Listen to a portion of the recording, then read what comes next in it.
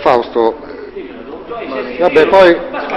Scusa Pasquale, tu parli per nome e per conto di un'amministrazione, permetti che io sono in disaccordo con quello che dici tu, ma permetti che questi stanno a Campomarino, fanno una raccolta differenziale, come tu hai detto, al 67%, finiscono di raccogliere l'immondizia dentro casa loro, si devono mettere a fare i vigilanti per chi porta l'immondizia da Portocannone o da chi sia quest'altra parte, e i vigili non hanno fatto la multa in 3 anni. Vabbè. Ok, allora? Ok, va bene, andiamo avanti. Buonasera, Poi sono Schiazza Adriano. Schiazza. Mi ricordo quando si andava a scuola, quando eri più ragazzino e tutto, quando non riuscivi o non arrivavi a un certo punto, o si copiava dall'amico a fianco o si chiedeva aiuto. Di dire, come fate a risolvere questo problema, questa equazione o quello che sia?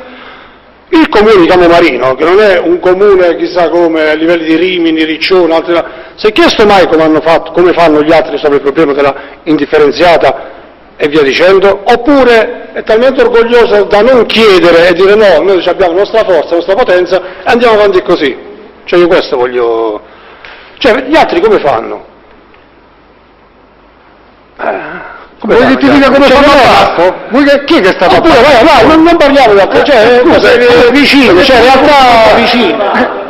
Presidente, chiedo scusa, se volete posso rispondere io per Vasto, perché Vasto ha attuato un'indifferenziata al Lido, ma nel frattempo, in questi 2 anni, caro Presidente, ha studiato un piano che applicherà quest'estate, che prevede la videosorveglianza e che prevede una raccolta differenziata.